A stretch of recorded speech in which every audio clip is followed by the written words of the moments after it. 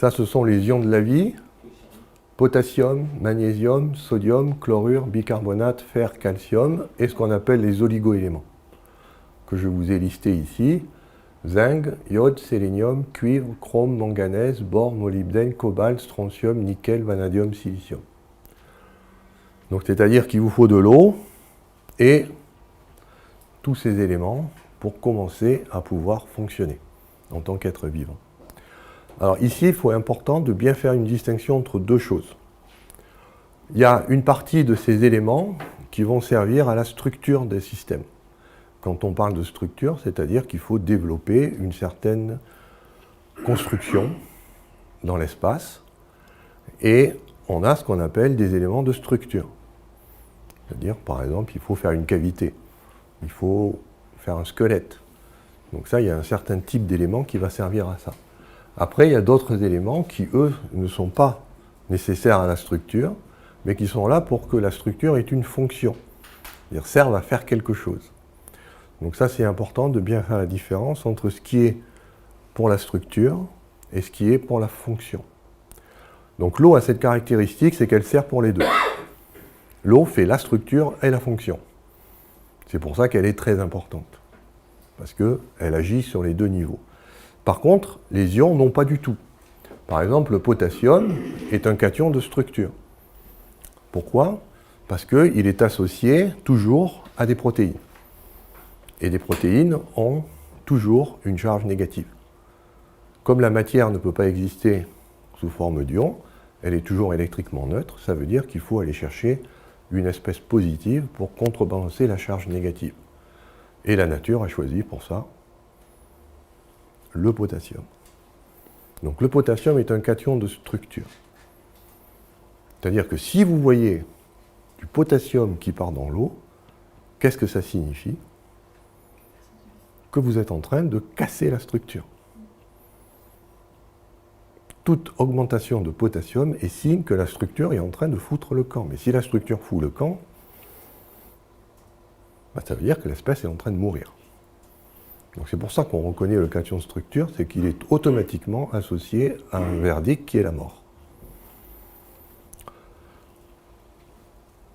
Un autre cation, alors ils sont classés par ordre d'importance. Ça, c'est le plus important. En concentration, 54,4% des ions sont du potassium, des ions de structure. Après, on trouve le magnésium.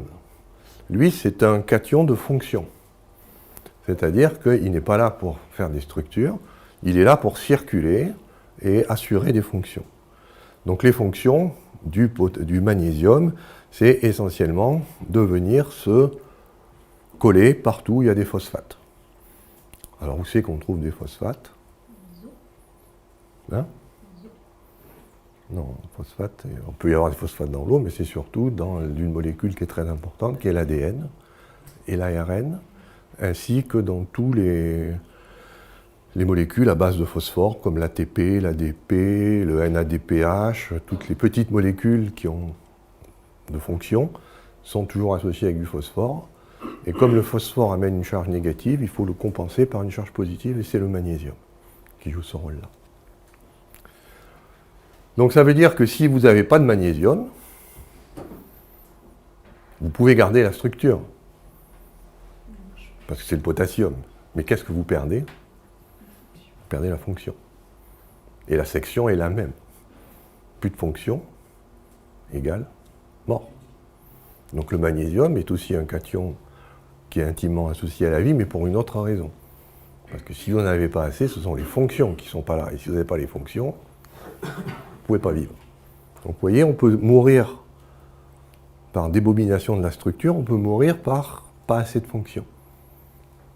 Donc c'est pour ça que la paire potassium-magnésium est très intéressante.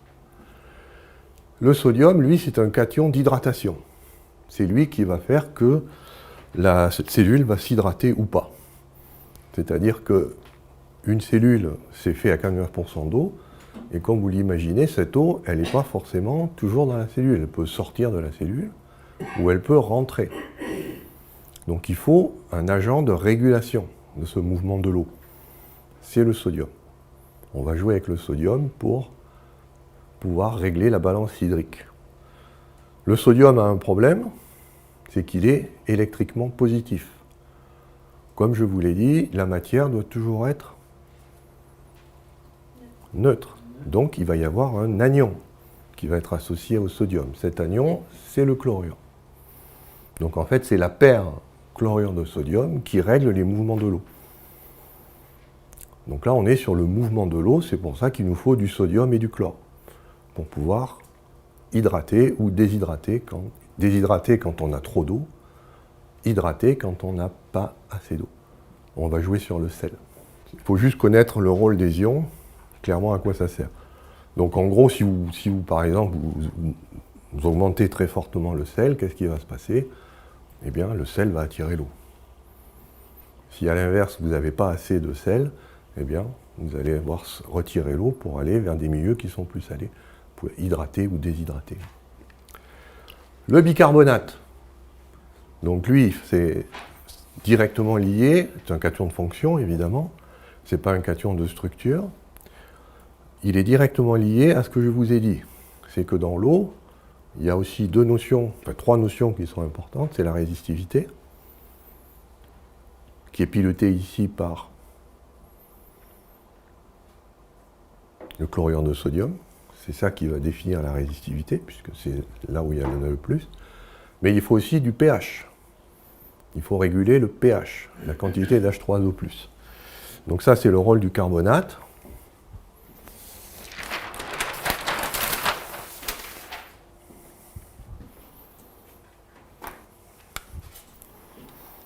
Pourquoi on utilise le carbonate?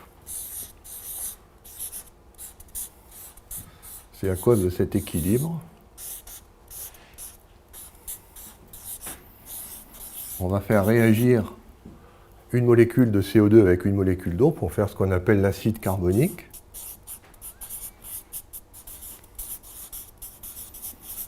Qui est très instable et qui se décompose en bicarbonate, l'ion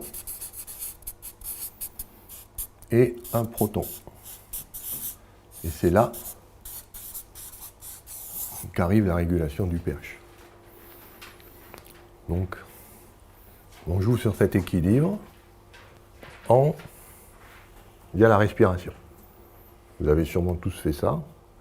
Suivant la manière dont vous respirez, si vous respirez très vite, par exemple, vous êtes plutôt en milieu oxygéné, c'est-à-dire que vous baissez la concentration en CO2, et quand vous baissez la concentration en CO2, vous diminuez, vous faites disparaître les protons, c'est-à-dire que vous devenez alcalin. Si par contre, vous retenez votre respiration, vous augmentez la concentration en CO2, et à ce moment-là, vous poussez l'équilibre vers la dissociation, vous êtes en acidification du sang. Et donc, vous pouvez comme ça régler le pH du sang, via la respiration. Donc c'est pour ça que le bicarbonate est quelque chose qu'on le trouve dans la vie, c'est parce que c'est une espèce qui est importante pour tous les êtres qui respirent, qui ont un système respiratoire. Comme vous l'avez vu, à côté du pH, il y a le RH2, donc c'est pour ça qu'il vous faut un cation qui contrôle l'état redox, et c'est le fer, qui a la propriété d'avoir 2 degrés d'oxydation. Fer de plus, qui est réducteur.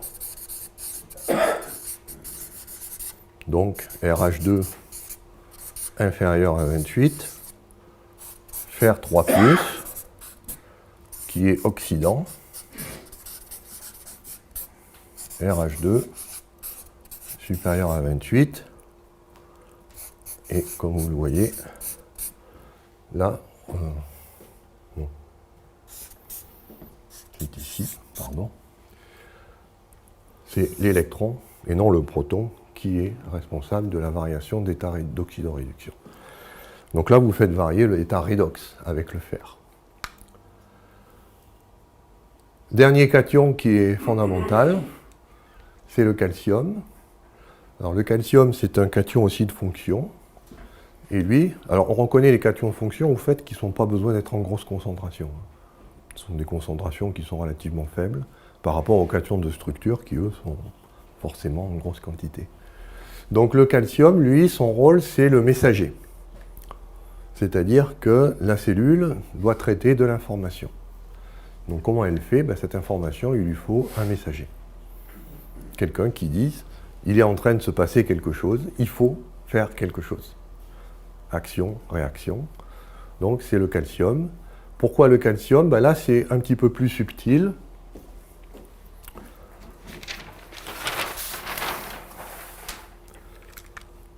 Mais ça se comprend aussi relativement aisément.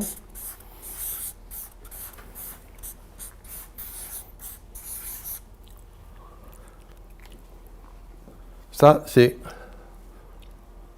quelque chose que je vous invite à encadrer, à mettre en plus dans votre salon. Cet acronyme SHROMPS.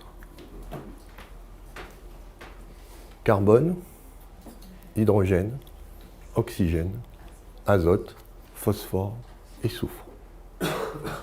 Soufre. Ce sont les éléments organiques dont on a besoin pour faire la structure et la fonction. Donc ici, vous avez les éléments de structure, CHON, et l'EPS. Mais ce n'est pas le Parti socialiste, c'est le phosphore et le soufre sont des cations de fonction. Il y a toujours cette partition dans la nature entre ce qui sert à faire des structures et ce qui sert à faire des fonctions. J'ai séparé justement ce qui est électriquement chargé. Magnésium, par exemple, il ne peut pas exister à l'état de magnésium, il existe sous forme de plus. Donc, il lui faudra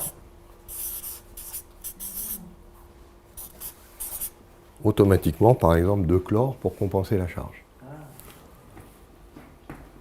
C'est ce qu'on appelle les cations et les anions. Ici, ce sont des éléments qui ne sont électriquement neutres. C'est-à-dire qu'ils n'ont pas de charge électrique, par exemple. Si je prends ces deux éléments... Donc je les trouve dans la nature directement disponibles. Voilà. Si je prends ça, par exemple, cette combinaison, un carbone et 4 hydrogènes, voilà, cette combinaison n'a pas de charge électrique.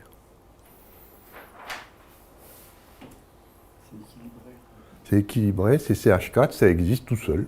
Quand il est sous cette forme-là, vous n'avez pas de charge électrique, ça veut dire que vous allez être automatiquement gazeux. Vous ne pouvez exister qu'à l'état gazeux. Vous ne pouvez pas exister à l'état solide. Si par contre vous avez des charges électriques, par exemple du magnésium et des chlores, automatiquement vous serez solide. Sous forme de réseau où on a des magnésiums qui alternent avec des chlores pour former un réseau solide. La conséquence d'avoir une charge électrique, c'est que vous serez forcément à l'état solide. Vous ne pouvez pas exister électriquement à l'état gazeux. Par contre, quand vous êtes neutre électriquement, vous pouvez exister à l'état gazeux, vous pouvez bien sûr exister aussi à l'état solide, parce qu'il suffira de baisser la température, mais vous avez accès aux 3 états, solide, liquide et gaz. C'est l'avantage d'être neutre. Dès que vous avez une charge électrique, plus de liquide, plus de gaz, plus que du solide. Donc c'est pour ça qu'il y a des combinaisons. Toutes les combinaisons hydrocarbonées, par exemple, sont soit des gaz, comme le méthane, soit des liquides. Par exemple, vous connaissez très bien l'octane, qui est l'essence qu'on met dans le carburant. C'est un assemblage de 8 atomes de carbone. Ça, c'est le miracle de la fonction CH2. C'est que j'ai fait un couplage, mais j'ai toujours 2. Je suis CH2. J'ai combien de valences bleues? J'ai 2 valences disponibles. D'avoir 2 valences disponibles, ça veut dire que je peux me lier à d'autres par là et par là. Donc ces 2 valences, plutôt que de les avoir séparées, qu'est-ce que j'ai fait? Je les mets en commun. Vous voyez? Mais regardez ce qui se passe. J'ai toujours les 2. Ah oui. Si vous connaissez le sketch de Raymond DeVos, quand j'ai un bout, j'ai toujours un bout au bout du bout. Je reprends un autre CH2. On n'en finit pas, si. Exactement. Ça s'appelle un polymère. Ou si vous préférez, une huile. Il n'y a pas de charge. Voilà, vous voyez, j'ai encore un CH2, j'ai une valence de libre ici. Qu'est-ce que je fais? Hop. Maintenant, j'ai 3 CH2, mais j'ai toujours 2 valences. Donc, comment je peux faire? Je peux enlever ces 2 valences et mettre déterminateur. Ce sont les hydrogènes. Maintenant, j'ai plus de valence. J'ai ce qu'on appelle une molécule gazeuse. C'est le propane. CH3, CH2, CH3. Propane. Vous savez tous à quoi ça sert. Ça se met en bouteille, pourquoi? Parce que si on ne monte pas la pression, pour que ce soit liquide, ça fait un gaz. Et c'est justement ce qu'on fait dans la bouteille, il est liquide. C'est pour ça que vous avez vu, les bouteilles de gaz, c'est bonne épaisseur, hein, parce qu'il y a une pression. Et on fait juste, on ouvre un robinet pour que la molécule s'évapore. On met une flamme et ça fait votre échaud à gaz. Ça, c'est une espèce réduite, réductrice si vous préférez, et que la nature va toujours vers les espèces oxydées. Donc, quelle est l'espèce oxydée du carbone? La voici. Donc, qu'est-ce que vous faites quand vous avez une flamme? Ces carbones vont devenir, avec l'oxygène de l'air, du CO2, et ces hydrogènes avec l'oxygène de l'air vont devenir de l'eau. C'est-à-dire que cette molécule va se transformer en CO2 et H2O. Et quand vous faites ça, ça fait de la chaleur. C'est la flamme que vous voyez sur votre bec benzène ou sur votre cuisinière. Vous faites cette réaction. Et nous, on fait une réaction de respiration qui est à peu près équivalente. En fait, nous, on fait ça, mais dans la cellule, avec effectivement une respiration. Mais on n'absorbe pas ça. Nous, on absorbe une autre molécule qui est du sucre. On fabrique en fait une autre molécule qui est le sucre et qu'on brûle de la même façon en CO2 et H2O. Pourquoi on prend du sucre? Parce que le sucre a cette propriété d'exister à l'état solide. Et donc, comme il y a une masse molaire qui est beaucoup plus élevée, il peut exister à l'état solide, donc c'est plus facile à manipuler que des gaz. Ça n'existe qu'à l'état gazeux. Si vous voulez avoir du propane liquide, c'est possible, mais il faut monter la pression. Et ça, on ne pouvait pas monter la pression à la pression d'une bouteille de gaz dans la cellule. Hein. Si vous prenez le méthane, il existe à l'état gazeux, à pression et température ambiante. Si je baisse la pression, ou si je baisse la température, qu'est-ce qu'il va faire? Il va se liquéfier ou devenir solide. Quand vous êtes gazeux, vous pouvez être dans les 3 états, suivant la température et la pression. Par contre, quand vous avez des charges électriques, les états gazeux vous sont interdits. Et liquide, c'est permis, ça s'appelle des sels fondus, mais en général, c'est des températures qui sont au-delà de 600 degrés. J'ai 6 picots, 6 valences, donc il va me falloir combien de molécules d'eau? Parce que ça ne peut pas exister sans l'eau. Hein. Si vous voulez avoir des ions, il faut de l'eau. C'est pour ça qu'il y a de l'eau dans une cellule, parce que si on a besoin d'ions, et que s'il n'y avait pas l'eau, on aurait des sels, des solides. Vous voyez, j'ai mis mes 6 picots.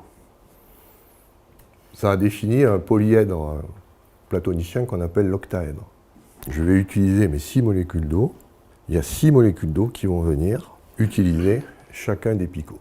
Là, maintenant, vous avez l'espèce dans l'eau. Elle n'est plus solide. Elle est en solution. C'est-à-dire que, par exemple, c'est du magnésium. Il s'est entouré d'eau. Mais remarquez que l'eau, en elle-même, elle est neutre. Elle n'a pas de charge électrique. La charge vient du magnésium qui est de plus. Et l'eau n'est pas capable d'annuler la charge. Par contre, elle est capable de l'écranter. Pourquoi? Parce qu'il va y avoir un autre ion qui est associé à ce cation, qui sera un anion, qui lui aussi sera entouré d'eau. Et donc, dans le solide, qu'est-ce qui se passe? C'est que l'anion et le cation sont en contact direct. Que va faire l'eau? Elle va faire une croûte autour de le cation, une croûte autour de l'anion, et maintenant, il va y avoir 2 couches d'eau qui séparent les espèces. Et ce qui fait que comme c'est dans 2 couches d'eau, qu'est-ce qu'on peut mettre entre 2 couches d'eau?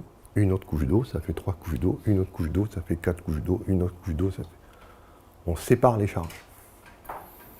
C'est-à-dire qu'au lieu d'avoir un cation associé à un anion qui est neutre, on va avoir une charge positive qui est mobile et une charge négative qui est mobile Et quand on a maintenant des charges mobiles, si on met une différence de potentiel, qu'est-ce qui se passe?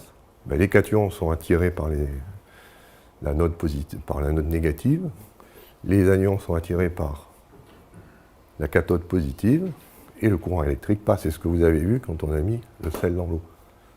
Le courant électrique arrive, ou si vous préférez, c'est parce que j'ai des ions qui sont séparés par de l'eau, qui me permettent de conduire le courant électrique. Qu'est-ce que vous aviez dans une bulle? Un film. Et ce film, quel est son rôle? C'est de séparer un intérieur d'un extérieur. Donc c'est exactement ce qu'on va faire avec une cellule. On va prendre ce mécanisme. Mais au lieu de se limiter à 3 CH2, comme j'ai fait ici, je vais en mettre par exemple 16 ou 18. CH2, CH2, CH2, CH2. La magie du truc, c'est qu'on va pas mettre en bout de chaîne un CH3, mais une fonction carboxylate, qui a la propriété de pouvoir ioniser. C'est une fonction qui se termine comme ceci. Et vous voyez qu'ici, on peut arracher un proton pour créer un H+, en laissant de l'autre côté une charge moins. Comme on fait apparaître des charges, qu'est-ce qu'il va nous falloir? Les anions, les cations ne peuvent exister que s'il y a de l'eau. Donc en fait, c'est l'eau qui va faire cette séparation. Ça, c'est la tête carboxylate, qui a une propriété, c'est qu'elle a une charge négative. C'est pour ça qu'on lui met une petite tête qui rigole. Là, vous avez des CH2. Regardez ce qui se passe. Et je vais prendre un deuxième ver de terre. N'oubliez pas que la tête est négative. Donc, qu'est-ce qui se passe quand j'approche deux charges? Ça se repousse.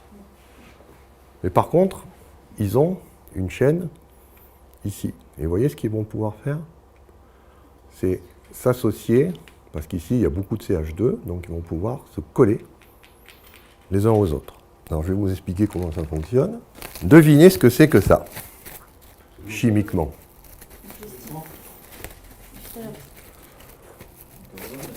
C'est grosso modo un empilement de CH2, à peu de choses près. Regardez ce qui se passe.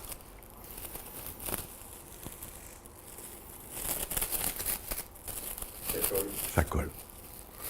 Et ça, c'est une des grandes lois de la nature. Plus vous mettez de CH2, plus ça va coller. C'est pour ça que si vous prenez une bougie, qui est formée d'un empilement de 18 CH2, ça n'existe pas sous forme gazeuse ou liquide, mais sous forme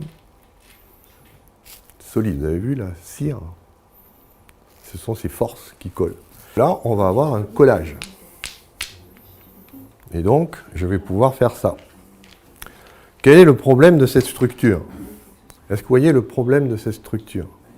C'est que là, c'est négatif. Là, c'est neutre. C'est donc déséquilibré. Il y a un déséquilibre. Donc, qu'est-ce qu'on va faire? On va prendre deux autres molécules qui sont aussi déséquilibrées. Parce que ce côté-là est négatif, ce côté-là est neutre. Et qu'est-ce qu'on va faire? On va faire ça.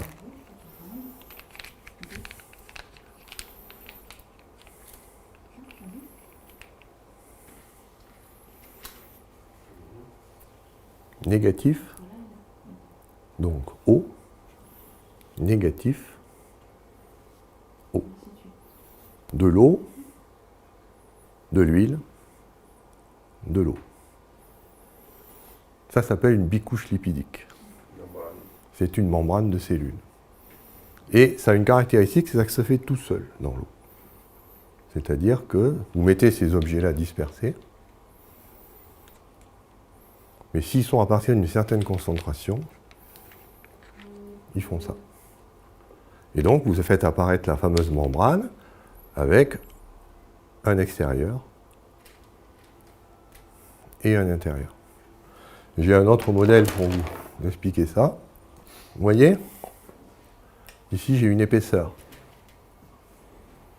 C'est ce qui correspond à cette couche. L'épaisseur est là.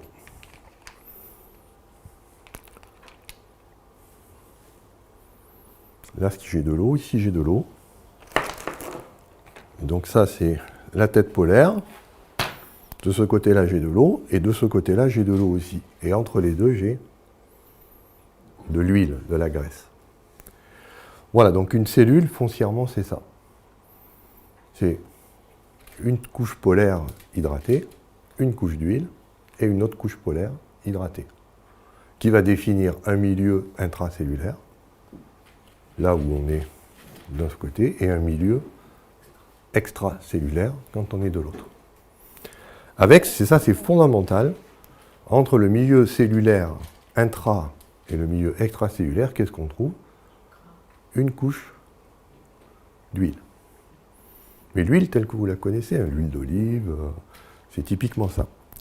Alors, quelle est la propriété de ces couches d'huile? Eh bien, vous avez sûrement fait l'expérience de mélanger de l'huile et de l'eau, qu'est-ce qui se passe? Ça se resépare, c'est-à-dire qu'il y a quelque chose qui empêche l'eau et l'huile de se mélanger. Mon cation, il est où? Il est là. Et là, il a un problème, lui. Parce qu'il est en milieu extra. Et c'est du magnésium. Mais mon magnésium, je n'en ai pas besoin en extracellulaire, il me le faut à l'intérieur, donc il va falloir qu'il traverse cette couche d'huile. Comment il va faire? Ben, comme c'est de l'eau, et que l'eau et l'huile ne se mélangent pas, ben, il ne passera pas. Il va rester à l'extérieur. Et donc, vous avez un problème. Vous avez votre cation, il est là, mais il ne peut pas passer. Puisqu'il faut qu'il aille à l'intérieur. Et que l'intérieur est, pour franchir cette barrière qu'on appelle la membrane lipidique, je peux vous donner la taille, c'est à peu près 7 nanomètres. Hein. Voilà comment on représente la bicouche lipidique. Vous reconnaissez les vers de terre. Donc là, comme je dessine, je peux en mettre beaucoup plus. Je fais la même chose, mais je tourne de 180 degrés. Ça, c'est de l'huile. Ici, j'ai l'eau. Ici, j'ai l'eau. Là, c'est le milieu intracellulaire. Là, c'est le milieu extracellulaire. Les cations sont forcément, quand ils viennent de la nourriture, ils sont ici, en dehors de la cellule. Et qu'est-ce que doit faire la cellule? Elle doit les capter, les rentrer. Et pour ça, il faut qu'ils passent ici. Et ça fait 7 nanomètres. Votre cation, par exemple, ici je prends le magnésium, hein, parce que c'est un cation très important, comme je vous l'ai expliqué, mais vous pouvez remplacer le magnésium par n'importe quel cation, sodium, potassium, ça ne change pas. Hein. Ça fait 0,4 nanomètres. Autrement dit, cette espèce qui est de l'eau, hein, parce que n'oubliez pas que quand il est entouré de molécules d'eau, donc c'est grossièrement de l'eau, il va falloir que cette espèce de 0,4 nanomètres franchisse une barrière de 7 nanomètres où il n'a pas le droit d'entrer. Vous avez lu les pièces que Rob a rassemblées dans le dossier? L'accumulation de négligence, la corruption? Lisez-le! Et ensuite, vous me direz si on doit rester le cul sur notre chaise. C'est pour ça que les Américains détestent autant les avocats. On devrait avoir envie de coincer tous ici. Les entreprises sont des personnes. Eh bien, ces personnes sont allées trop loin. On les emmerde! Le système est truqué. Ils veulent qu'on croie qu'ils nous protègent, mais c'est des histoires. C'est nous qui nous protégeons, nous seuls. C'est personne d'autre. C'est ni les entreprises, ni les scientifiques, ni l'État, ni personne. C'est nous.